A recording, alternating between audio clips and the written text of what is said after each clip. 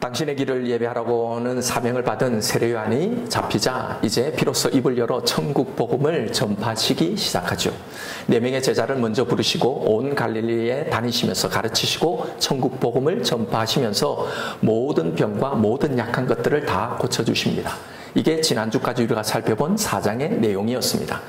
천국 복음을 전파하시면서 왜 첫 시작을 모든 병과 모든 약한 것을 고쳐주셨는가, 왜 이것으로 시작하셨는지를 설명을 드렸죠. 병을 고쳐주고 우리의 약한 것들을 강하게 해주는 것, 이것이 복음이 아니라고 했습니다. 병과 우리의 약한 것은 우리가 반드시 해결해야 할 진짜 중요하고도 치명적인 문제가 아니라고 했습니다. 이게 우리를 영원한 사망과 저주에 빠지게 하지 못한다고 했죠. 여러분, 아무리 병에 수십 번, 수백 번 고쳐도 결국은 영원히 살지 못합니다. 죽습니다. 그러니 이 병을 고쳐주는 것, 이 땅의 육신의 병을 고쳐주는 게 복음이 아니라는 건 자명합니다. 질병과 이로 인한 죽음은요, 죄로 인해 파생된 것으로 죄의 결과일 뿐이라는 거예요. 중요한 건 이 죄란 말입니다. 그래서 이 치유의 사역이 복음의 이 핵심 이어서가 아니라 이 죄에서 파생된 모든 병을 예수님이 고쳐주심으로 당신이 우리를 이 영원한 사망과 저주에서 영원히 가둘 이 죄의 문제를 해결하기 위해서 오신 약속된 메시아다라는 걸 보여주시기 위해서라고 했습니다. 자, 그런데 이렇게 예수님이 병을 고쳐주신다는 소문을 듣고 많은 사람들이 예수님께 나옵니다. 그들에게 좋은 소식, 복음은 무엇이었을까요? 자신의 병이 낫는 것이죠. 나의 약한 모든 것들이 강하게 되는 것이었겠죠.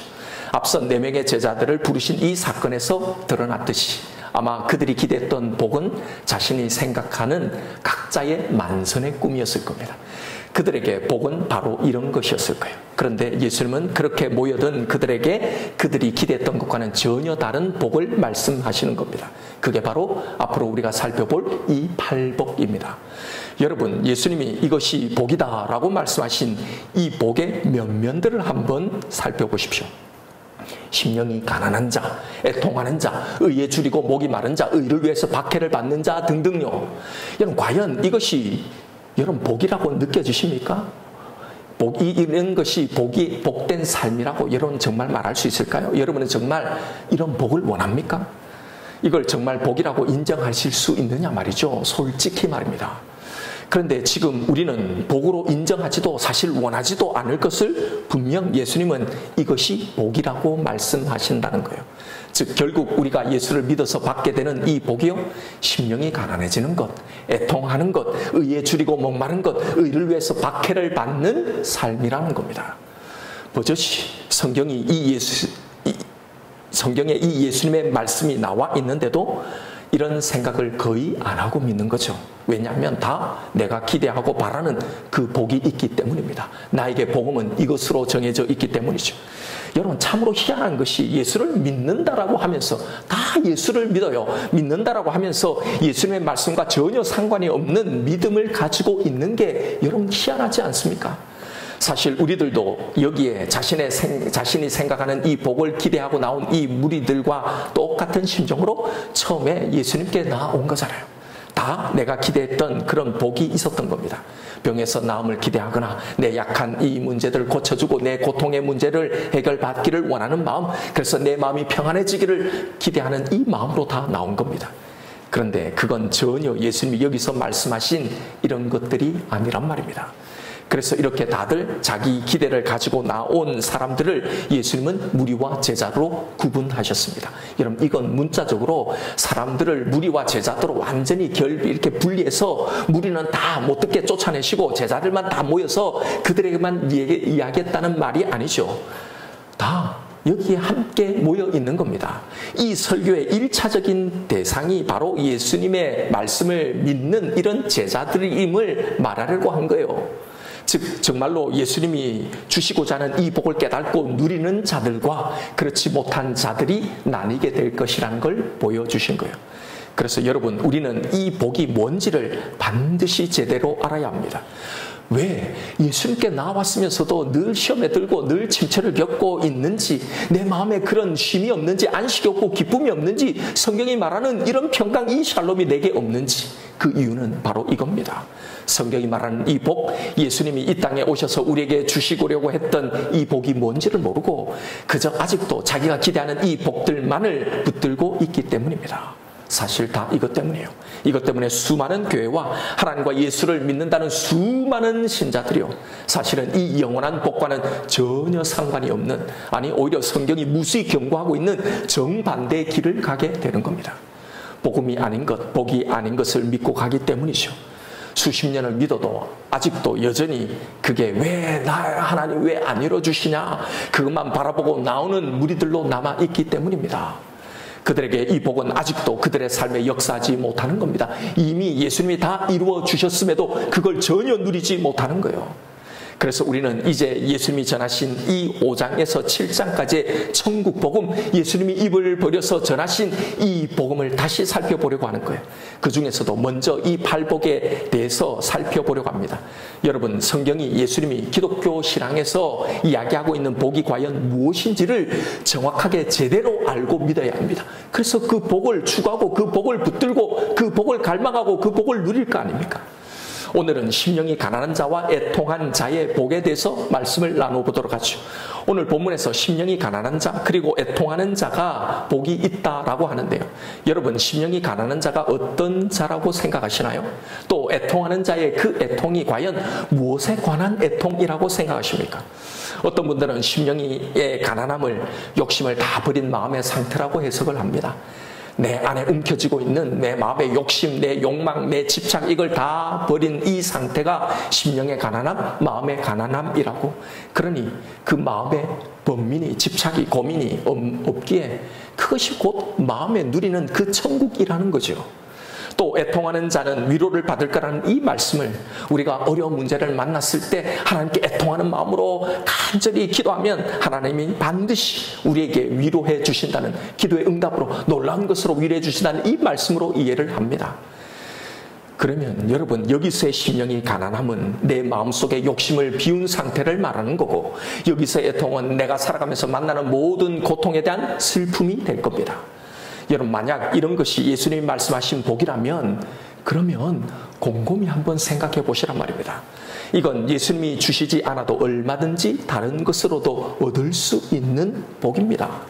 여러분, 불교에서 가장 많이 하는 말이 뭐예요? 해탈입니다. 바로 사람들이 말하는 이 마음의 가난함, 모든 속세의 욕심과 이 욕망을 다 버리고 해탈을 경험하라고 하잖아요. 그 해탈이 뭡니까? 이 세상 속에서 우리의 마음을 지옥으로 만들어버리는 그 모든 속박과 그 모든 번뇌 이 등에서 벗어나 근심이 없는 이 평안의 경지를 말하죠. 이게 사람들이 해석하는 여기 이 천국과 똑같은 거라면, 여러분, 그러면 거기에도 있고 여기도 있는 걸 왜 이것만 믿어야 합니까? 왜 예수만 믿어야 하나요? 또 애통하는 자가 받는 위로라는 것이 간절히 기도하면 받는 그 위로인 거라면, 모든 종교에서 자신의 문제를 가지고 간절히 기도하고 빌어서 그대로 성취되었을 때 받는 그 위로와 무엇이 다른가 말이죠. 이건 예수님의 십자가가 아니라도 세상 사람들이 자기 문제와 자기 형편이 좀 나아질 때마다 다 나름의 마음의 위로를 얻고 삶의 위안을 받고 살아가고 있는데 뭐가 차이가 있느냐 말이죠. 이렇게 이 성경의 복을 이해하고 있으니, 그러니 고작 예수님의 이 복에 관한 말씀을 가지고도 우리가 하고 있는 게 뭔지를 보십시오. 욕심을 버리자, 미련을 버리자, 집착을 버리자, 그래서 마음의 평안함을 누리자라거나, 혹은 정반대로요, 간절한 눈물로 금식으로 기도해보자, 진심으로 이걸 하나님 앞에 애통하며 기도해보자, 그래서 기도 응답으로 하나님 주시는 이 위로를 받자라는 적용으로 다 가는 겁니다. 그러니 사실은 하나님과 예수님 성경의 말씀을 막 인용하고 그걸 다 믿고 있는 것 같지만요, 그 신앙의 내용을 곰곰이 들여다보면 다 이건 이교의 종교, 세상의 종교성으로 이 세상의 복을 구하며 장소만 교회에 나와서 여기서 비나이다 비나이다 라고 하고 있는 거란 말입니다. 여러분, 여기서 예수님이 말씀하신 복은 이런 복이 전혀 아닙니다. 예수님이 말씀하신 심령이 가난은요, 세상에 대한 집착을 버리고 욕심이 줄어드는 것을 의미하는 게 아니고요, 예수님이 말씀하신 애통은 우리가 살아가면서 겪는 일반적인 이 슬픔, 이 고통, 또 그것이 해결받는 이 위로를 말하는 게 아닙니다. 그럼 이 복은 무엇을 말하는 거냐? 우선 예수님이 말씀하신 이 이런 자는 복이 있도다라는 이 말씀을 한번 잘 보세요. 우리말 번역은 마치 심령이 가난해지면, 네가 심령을 가난하게 만들면, 네가 애통하면 이런 복을 받을 것이다라는 말처럼 기록되어 있는데요. 자, 이 번역은 다소 오해 소지가 있어 보입니다. 여러분 3절에 이렇게 되어 있죠. 심령이 가난한 자는 복이 있나니 천국이 그들의 것이며, 4절은 애통하는 자는 복이 있나니 그들이 위로를 받을 것이며. 자, 다 이런 식이죠. 온유한 자는, 의에 줄이고 목마른 자는, 긍휼히 여기는 자는, 이런 식으로 이건 앞에 각 복마다 전제되어 있는 심령이 가난해야, 애통해야, 온유해야, 의에 줄이고 목이 말라야, 이런 것들을 잘해야 천국이, 이 위로가 땅이 주어지는 것처럼 느껴지죠. 그런데 여러분, 이건 이런 것을 해야 주어지는 미래 복이 아닙니다. 사실 이 예수님의 말씀은 이렇게 번역되어 있어야 합니다. 너희가 심령이 가난한 걸 내가 보니 너희는 참으로 복되구나 라는 이 말이에요. 너희가 지금 애통하고 있는 걸 내가 보니, 그러니 이미 애통하고 있는 거예요. 이미 심령이 가난해 있는 거예요. 그걸 보니 너희는 참으로 복되구나. 예수님의 말씀은 지금 이 말씀입니다. 즉 심령이 가난해야 천국 백성이 된다는 말이 아니라 이미 천국 백성이 된 자들의 이 현재적인 모습이 심령이 가난한 것으로 지금 나타나 있다는 말입니다. 그러니 그걸 보고 너는 참 복되다라고 말씀하시는 거예요. 그래서 때로는 심령의 가난함 때문에 힘들어하는 당신의 백성들에게 힘들어하지 마라. 그게 복된 거야. 천국이 바로 그런 너희들의 것이기 때문이야. 너희들은 이미 천국을 누리고 있는 거야 라고 말씀하시고 있단 말이에요. 이것이 예수님이 말씀하신 이 팔복 이야기의 내용이요, 이 패턴인 겁니다. 그러니 지금 이 팔복은 이 가르침대로 잘하면 주어지는 또 미래복, 또 우리가 짊어져야 할 또 율법 지켜야 할 계명, 이게 아니란 말이에요. 그게 아니고 이미 복을 받은 이 현재 상태가 마음이 가난해져 있는 거고 애통하고 있는 것이고 온유하게 되어 있는 거란 말이죠. 그렇게 된 이 상태가 이 복의 상태이고, 이런 상태에 있는 너희가 바로 이 복 안에 들어가 있다라고 말을 하고 있는 겁니다. 하나님 나라에 들어와 있는 제자라면 이미 이러한 상태 안에 있는 자이고, 그것이 곧 복이라는 말씀입니다. 이 구원의 복이 주어진 자는 이런 상태에 있는 존재라는 뜻인 거예요. 그래서 이 복은 제자들만 알아들을 수 있고 이해할 수 있고 누릴 수 있는 내용이라는 거예요. 그러니 아무리 무리들이 함께 섞여 있어도 이 말씀은 제자들만 알게 되고 이해하고 누리게 된단 말이에요. 그래서 제자와 무리를 구분하셨다는 거예요. 그래서 제자들을 향해 말씀하셨다라고 말한 겁니다. 자, 그렇다면 천국 백성의 가장 큰 특징인 심령의 가난함이란 무엇을 말할까? 그것을 가장 잘 보여주는 장면이 있습니다. 누가복음 18장 9절부터 나오는 말씀이에요. 또 자기를 의롭다고 믿고 다른 사람을 멸시하는 자에게 이 비유로 말씀하시되, 두 사람이 기도하러 성전에 올라가니 하나는 바리새인이요 하나는 세리라. 바리새인은 서서 따로 기도하여 이르되, 하나님이여, 나는 다른 사람들 곧 토색, 불의, 간음을 하는 자들과 같지 아니하고 이 세리와도 같지 아니함을 감사하나이다. 나는 일에 2번씩 금식하고 또 소득의 11조를 드리나이다 하고, 세리는 멀리 서서 감히 눈을 들어 하늘을 쳐다보지도 못하고 다만 가슴을 치며 이르되, 하나님이여, 불쌍히 여소서, 나는 죄인으로소이다 하였느니라. 내가 너희에게 이르노니 이는 저 바리새인이 아니고 이 사람이 누구예요? 이 세리가 의롭다 하심을 받고 그의 집으로 내려갔느니라. 무릇 자기를 높이는 자는 낮아지고 자기를 낮추는 자는 높아지리라 하시니라. 여기서 바로 이 세리의 모습이 심령이 가난함이 무엇인지를 잘 표현해 주고 있는 겁니다. 감히 바리새인들이 기도하고 있는 그 중심부에 나오지도 못하고 저 멀리 구석에 서서 감히 눈을 들어 하늘을 쳐다보지도 못하고요. 그저 자신의 죄 때문에 가슴을 치며 나를 불쌍히 여겨달라고, 나는 죄인이라고만 읊조리고 있는 거예요. 이게 바로 심령의 가난함인 겁니다. 여러분, 이게 내 안에 있는지를 한번 보십시오. 이런 모습이요. 왜 이게 복된 복 안에 있는 제자의 상태라고 하셨을까요? 여러분, 성경이 계속 말하고 있는 이 복음의 능력을 누리는 상태가 뭐라고 했습니까? 바로 자기가 어떤 존재인지를 아는 상태, 바로 여기서 복음은 출발한다고 했잖아요. 그래서 성경이 이 복을 선포하면서 가장 먼저 하는 것이 바로 우리의 실체를 밝히고 드러내는, 그걸 인정케 만드는 이 일인 겁니다. 그래서 여러분 창세기에서 인간의 타락 바로 그 직후에 여자의 후손에 대한 이 구원 그 해법을 제시한 다음에 그 다음부터 계속 나오는 이야기가 뭐예요? 인간이 얼마나 완악한 죄인인지를 고발하는 이야기들인 겁니다. 이게 노아 홍수의 이야기고, 이게 바벨탑의 이야기고, 이게 이스라엘 족장들의 이야기고, 이게 이스라엘의 역사, 왕들의 이야기, 11개의 이야기잖아요. 그들 속에는 그 어떤 해결의 가능성도, 이걸 해결할, 그걸 내세울 그 의가 전무하다는 것, 이걸 고발하면서 그 해법으로 메시아를 예언하는 것이 선지서의 내용이잖아요. 그리고 그 약속대로 오신 메시아 예수의 이야기가 바로 이 신약의 이야기고요. 여러분, 여기서 말하는 심령이 가난함은요, 바로 이걸 말하는 겁니다. 바리새인들은 우리가 어떤 존재인지를 고발당하도록 주신 이 율법을 가지고, 이 신앙생활을 가지고 뭘 했는지를 보십시오. 그래서 그걸 철저하게 가난해져야 할 우리의 심령을 오히려 더 자신들을 부유하게 만드는 겁니다. 나는 다른 사람들이 하는 것처럼 토색도 불의도 간음도 하지 않고, 나는 일주일에 2번씩 금식도 하고, 또 이렇게 소득의 11조를 드리고 꼬박꼬박 예배도 드리고 있다고요. 전혀 심령이 가난하지 않습니다. 내가 내세울 것, 내가 가진 의가 다 있다고 생각하는 거예요. 자신들이 또 하고 있는 이 신앙생활이 자신들의 영적 자산이 되어 있는 겁니다. 이렇게 믿고 있는 내가 천국에 못 간다면 누가 천국에 간다는 거냐? 언제나 당연한 권리로 하나님 앞에 받을 것이 있는 채권자로 다 서 있게 되는 겁니다. 이게 바리새인들만의 이야기로 보이나요? 아니란 말입니다. 오늘 이 시대도 심령이 가난하지 못한 모든 신자들에게 다 있는 모습인 겁니다. 여러분, 우리가 정말 이 복음을 받았다면 우리에게 일어나는 일은요, 자신의 영적 자산을 의를 쌓는 일이 아니고, 내가 그 어떤 헌신을 하고 어떤 신앙생활을 해왔더라도 철저하게 자신의 것들이 다 부정당하는 일이 일어나야 되는 거잖아요.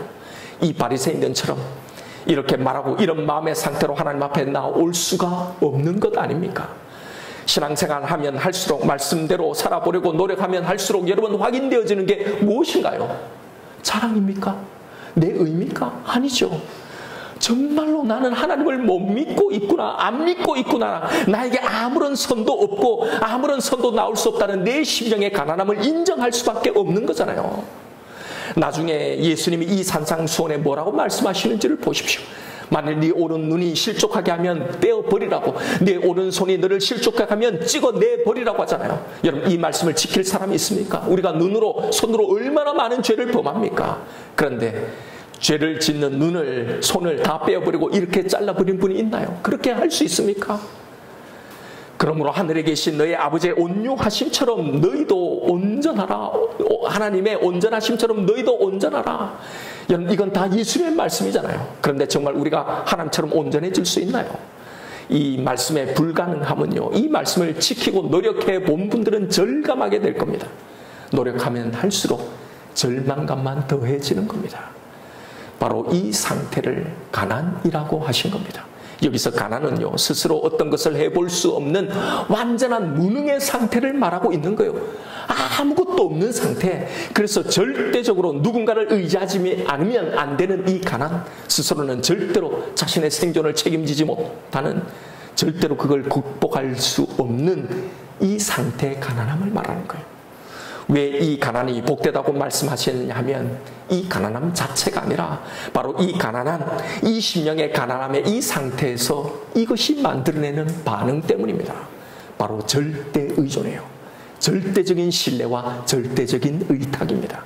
바로 이 심령의 가난함에 무엇이 선포되어집니까? 바로 여기에 복음이 선포되어지는 거예요. 가난한 자를 부욕해 하는 천국의 복음이 여기에 전해지는 거란 말입니다. 그래서 복음이 먼저 하는 일이 우리의 심령을 가난케 하는 거란 말입니다. 다시 말해, 이것도 내가 가난해지자라고 가난해서 내가 가난해지려고 노력하는 게 아니라, 이 복음을 믿게 해주시는 이 자의 심령을 하나님 먼저 가난케 하시는 겁니다.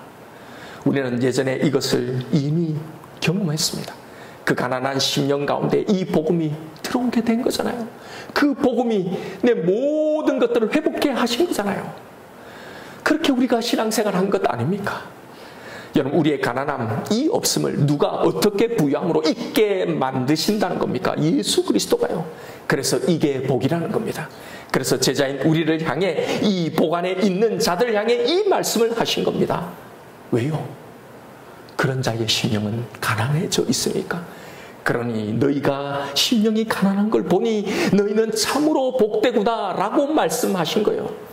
그래서 아무리 복음이 선포되어져도 이 심령의 가난함이 없는 자에게는 이 천국이 임할 수가 없는 겁니다.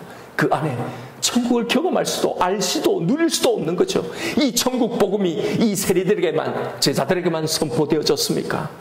바리새인들도 이 복음을 들었지만 그들은 오히려 예수를 거부하고 죽이고 만 겁니다. 왜요? 그 속에 전혀 이 천국이 임하지 못한 겁니다. 그러니 이 심령의 가난함이야말로 이 팔복에 가장 먼저 소개되는 복의 상태인 거예요. 오늘날도 이런 일들이 일어나고 있잖아요. 왜 이 예수의 천국 복음이 교회 다니는 사람들 모두에게 복이 되지 못하고 있습니까? 그들의 모습을 보면, 그들의 마음 안을 보면 이런 심령의 가난함이 없는 겁니다. 자기가 어떤 존재인지를 진심으로 그 심령으로 알지 못하는 겁니다. 아무것도 가진 것이 없는 가난한 자임을 진심으로 고백하지 못하는 겁니다. 그러니 이 복이 그런 자에게 중요한 게 아니죠. 나에게 가장 필요한 것이 무엇인지를 모르기에 여전히 지금 이 문제가, 내가 겪고 있는 이 문제가 해결되는 것, 내 병고침, 내 약함이 강해짐, 이게 없는 것, 이게 불만인 거죠. 이게 섭섭한 겁니다. 내가 이렇게 믿어주고 이렇게 기도해 왔는데 이렇게 채권자로 서 있게 되는 거예요. 여러분, 그들은 다 심령이 부유한 자들로 서 있는 겁니다. 보세요. 무엇이 복이라고 말씀하시는지, 어떤 우리의 심령의 상태가 복이라고 선언하는지를 말입니다. 이걸 복이라고 계속 성경이 말하고 있는데도, 심지어 여기서 예수님이 직접 말씀하고 계신데도 사람들은 이런 마음의 상태에 관심이 없는 겁니다. 이런 신앙의 일에 관심이 없는 거예요. 자신을 들여다보는 이 영적인 수고를 하려고 하지 않는 겁니다. 다른 걸로 내 문제를 해결해 보려고 하는 거예요. 내 애통을 해결해 보려고 하는 거예요. 여러분, 하나님께 서운한 마음들이 있나요? 그렇다면 잘 보십시오. 여러분은 지금 심령이 가난하지 않아서 그런 겁니다. 진짜 나에게 무엇이 필요한지, 내 심령의 가난함, 내 운명의 가난함, 내 의의 가난함을 사실은 아직도 전혀 모르는 겁니다. 수십 년을 예수를 이렇게 쫓아다니고 있지만 여전히 제자가 아닌 무리로 있기 때문입니다. 그러니 아무리 이런 복음이 선포되어져도 나는 여전히 그 자리에서 무리로 앉아 있는 거예요. 이걸 누리지도 못하는 겁니다. 우리는 이 세상의 역사가 어떻게 귀결될지 이 종말을 성경에서 다 들어 알고 있습니다. 그런데도 나에게 지금도 이 모든 순간에 가장 귀한 것, 가장 필요한 것이 무엇인지를 한번 물어보십시오. 내 안에 많은 우선순위가 있을 거예요. 해결되길 바라는 문제들이 있을 거예요.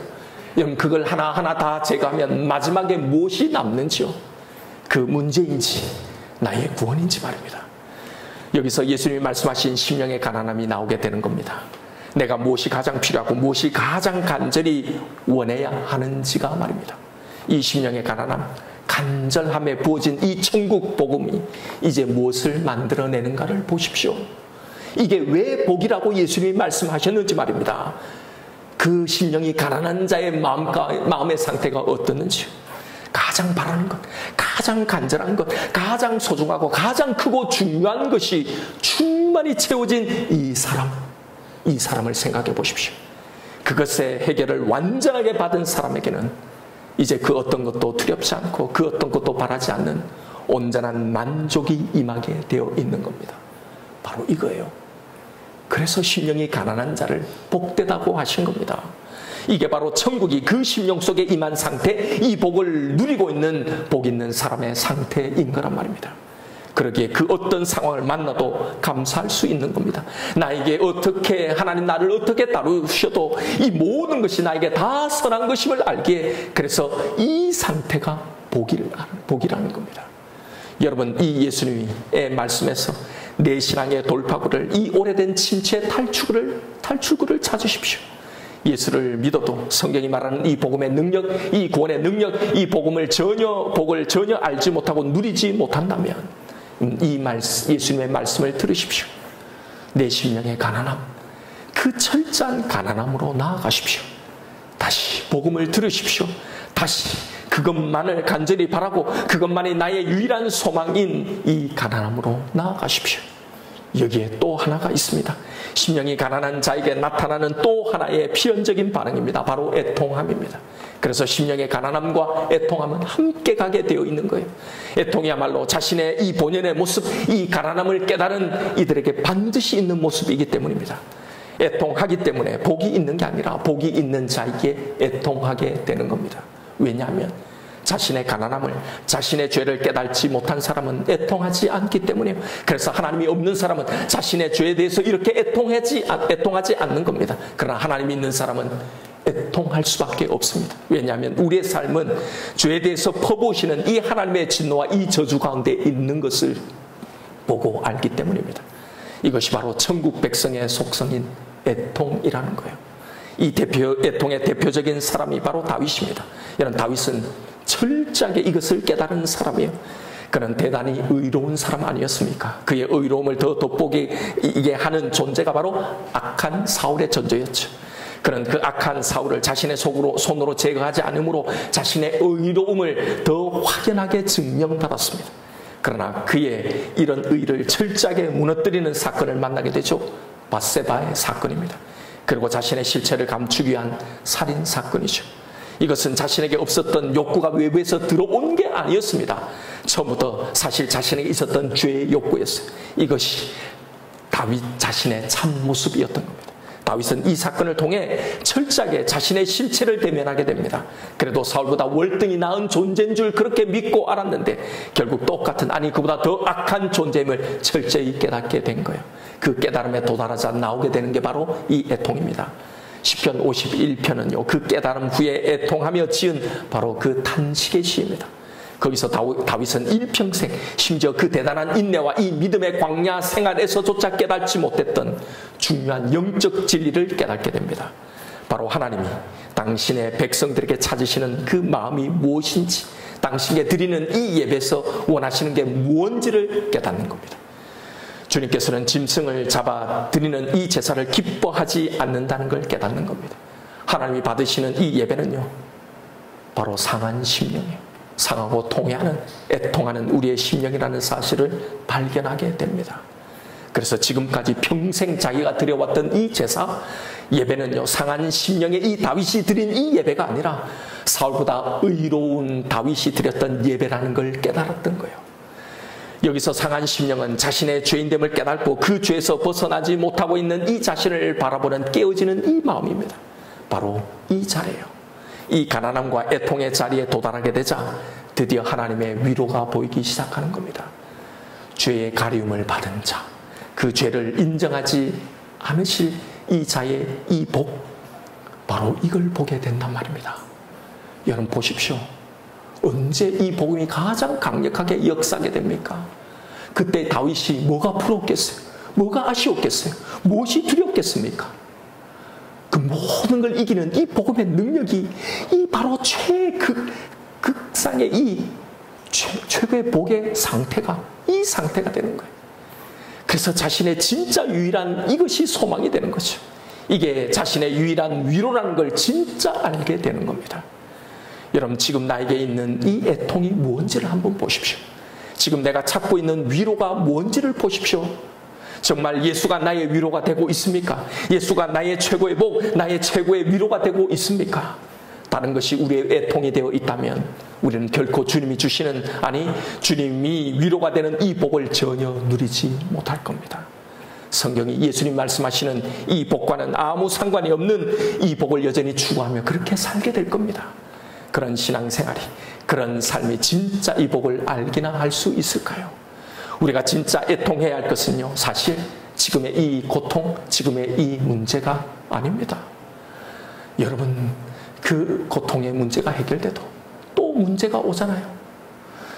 하나님의 이 지극한 사랑을 그렇게 경험하고도 그 사랑을 신뢰하지 못하고 있는 내 모습을 향한 애통이 우리에게 있어야 하는 겁니다. 매번 하나님의 그 선하시고 그 신실하신 그 지혜를 경험하고도 지금의 이 모든 상황이 결국은 다 협력하여서 다 나에게 선한 것을 이루게 된다는 걸 그렇게 경험하고도, 그것 때문에 죽지 않는다는 걸 그렇게 경험하고도 여전히 믿지 못하고 불안해하는 내 모습을 애통해야 하는 것 아닙니까? 내 안에 이 신실하신 하나님을 전혀 믿지 못하고 마치 하나님이 없는 것처럼 두려워하고 불안하고 의심하고 있는 내 모습이 내 삶이 가장 깊이 애통해야 하는 것 아닙니까? 여러분, 그럴 때야 거기서 나를 건지신 예수님이 보이게 되는 거예요. 그럴 때야 이 예수가 나에게 가장 큰 위로가 되는 겁니다. 그럴 때 그 어떤 것도 두렵지 않게 되는 거예요.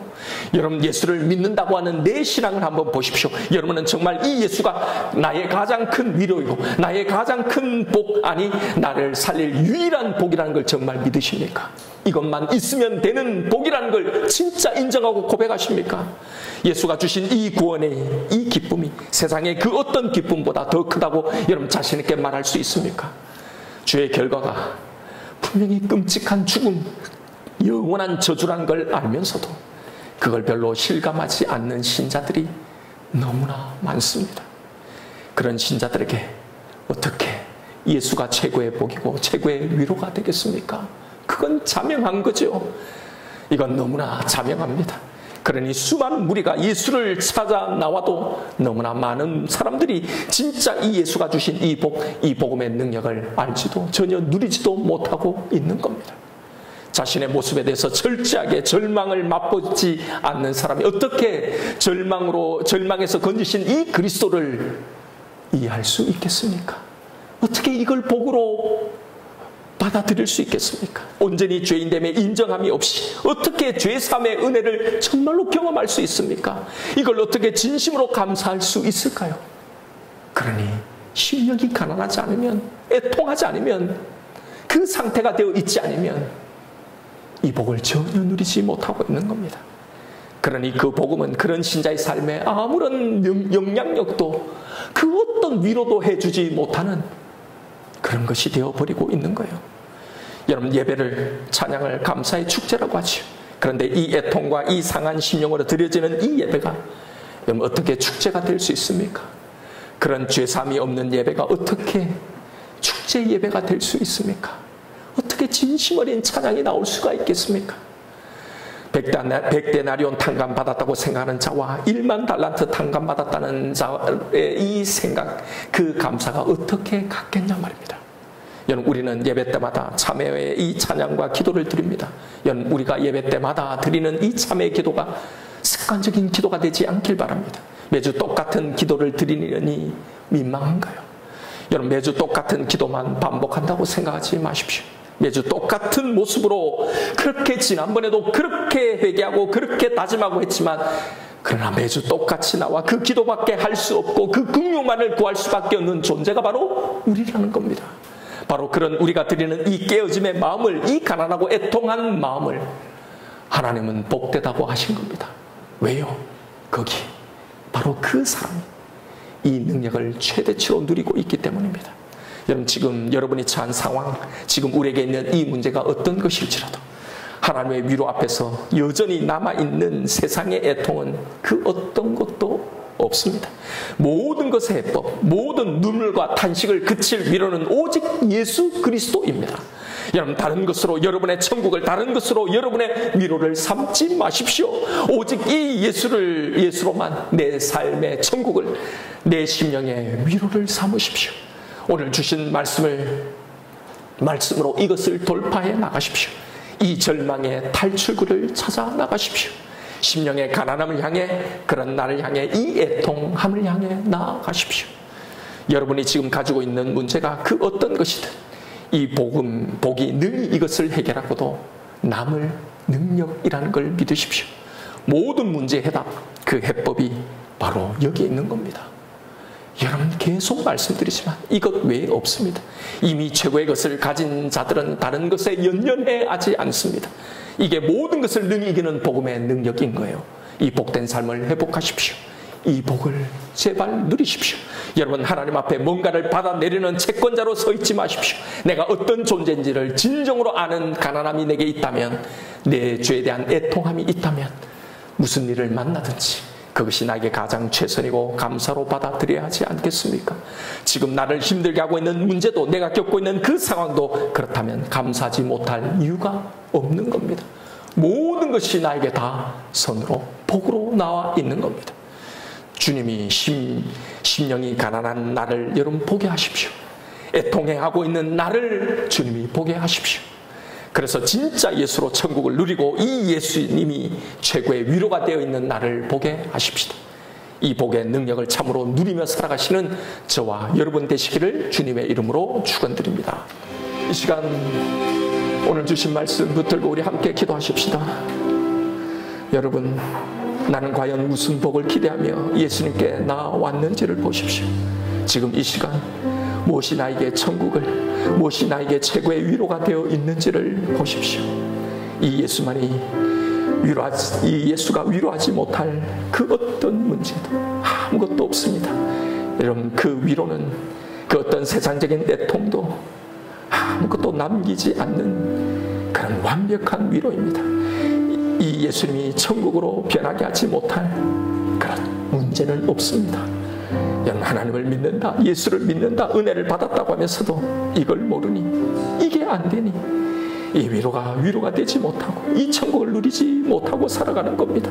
내가 믿는다는 이 복음이 나에게 아무런 영향력도 미치지 못하는, 아무것도 할 수 없는 무능력한 복음이 되어 있는 겁니다. 여러분, 언제나 해법은 너무나 분명하고 확실합니다. 내 심령의 가난함으로 나아가십시오. 내 가난한 내 모습을, 그 모습에 애통하십시오. 그런 내가 원래 받았어야 할 그 죄의 저주와 그 형벌을 보십시오. 여러분, 하나님 앞에 채권자로 서 있지 마십시오. 우리는 그 어떤 것도 비교 안 되는 놀라운 은혜를 받았습니다. 이미 우리에게 완전한 것을 주셨습니다. 여러분, 우리가 늘 감사하는 천국의 삶을 살지 못하는 이유는 우리가 어떤 존재인지를 잊어버리기 때문입니다. 우리가 받은 은혜가 무엇인지를 잊어버리기 때문입니다. 그것이 위로가 되지 못하기 때문입니다. 그러니 예수가 이 유일한 위로가 보이지 않는 거예요. 문제가 해결됨으로 누리는 이 세상적인 행복의 이 상태, 이게 아니라 이미 그 모든 문제들이 다 해결되어 있는 이 영원한 복을 누리십시오. 내게 주신 이 복, 이 예수 한 분만으로 참으로 행복하고 감사하고 만족하십시다. 지금 내게 그 무엇이 없어도 이 복 안에 있는 내 인생, 내 삶을 나도 복되다고 외치십시다. 이 시간 기도하십시다. 너의 심령이 가난해져 있는 걸 보니 너는 참으로 복되구나. 왜냐하면 너는 천국을 이미 누리고 있기 때문이다. 네가 애통하고 있는 걸 보니 너의 삶은 참으로 복되구나. 왜냐하면 너는 나에게서 위로를 받고 있기 때문이다. 이 주님의 음성이 나를 향한 말씀이 되게 하여 주옵소서. 이 은혜를 누리며 살아가게 도와주옵소서. 이 시간 주신 말씀 붙들고 우리 주님 이름 한번 부르며 기도하며 나아가십시다.